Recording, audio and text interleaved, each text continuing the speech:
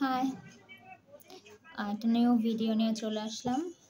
আজ বাইরে গিয়েছিলাম ইউনিমার্ট অ্যান্ড সেখানে যাওয়ার পর this is the first time আমি গোজো তকপোকি এটা পেয়েছি and I am so much excited এটা টেস্ট করার জন্য। এর আগে আমি তকপোকি বাড়িতে বানিয়েছিলাম, but this is the first time আমি কোনো আই থিঙ্ক প্যাকেট তকপোকি বা যেটা বলে এটার রিয়েল টেস্ট পেতে যাব। So let's open it.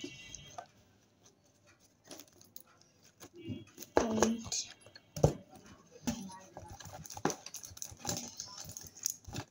Okay, so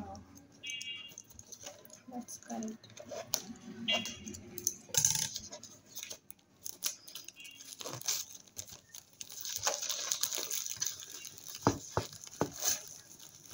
Okay, let's open.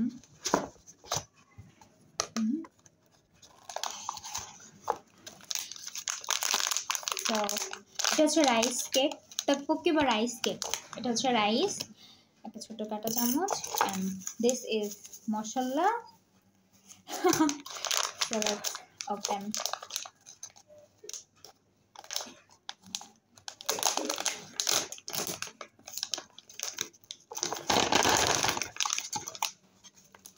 And I think এটা do not eat, এটা ভেতরে দিয়েছিল do not eat, এটা আবার কেউ ভুলে মশলা মনে করে খায় না।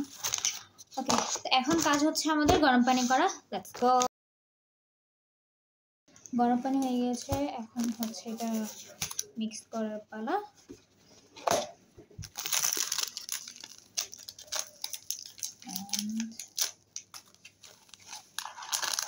স্পাইসি হবে, ওর লেখা ছিল বক্সের উপর spicy level 4। So let's see. এখন হচ্ছে গরম পানি,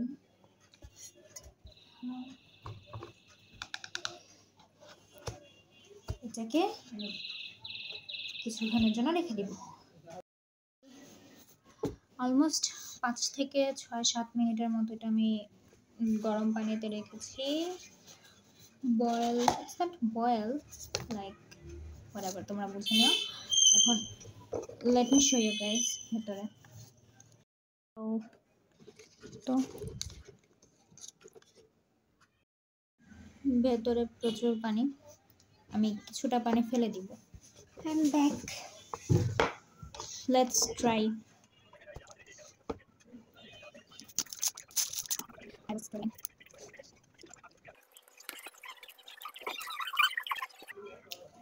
কোনো স্পেশাল কিছু না, নর্মাল জাস্ট রাইস কেক, আর মশলাটা হচ্ছে মরিচের গুঁড়া, আর কিচ্ছু না। টেস্ট কেমন? নর্মাল। আমি এটাকে অ্যাগেইন চুলায় বসায় রাখা বলকাইছি, অ্যান্ড আমি পানি হচ্ছে একদম ঘন টাইপ করে আনছি। তো এখন টেস্ট করে দেখি কেমন লাগে, বাট আমার কাছে স্মেলে মনে হইতেছে এটা ভালো লাগবে, কারণ মরিচের নর্মালি মরিচের গুঁড়া দিয়ে রাখছে, আর কিচ্ছু না। I was right, কোনো একটা টেস্ট নাই, জাস্ট মরিচের গুঁড়া। অ্যান্ড চুলায় বলক দেওয়ার পর সেটা বেটার হয়, গরম পানিতে না রেখে একবারে চুলায় দিয়ে দিবেন, সেটা বেস্ট হবে। আর যাদের ওভেন আছে তারা ওভেনে করতে পারেন। আমি সাজেস্ট করব টেস্ট করে দেখতে পারেন। সবার পছন্দ এক হয় না, সবার মুখের টেস্ট এক হয় না, কারো ভালো লাগবে কারো খারাপ লাগবে, এটাই স্বাভাবিক। আমার কাছে অ্যাভারেজ ভালোই লেগেছে, নট ব্যাড। চুলায় দেওয়ার পর আমার কাছে মনে হচ্ছে এটা এভাবে দিলে বেস্ট হয়, খেতে টেস্টি লাগে। সো টাটা বাবাই, নিউ কোনো ভিডিওতে দেখা হবে।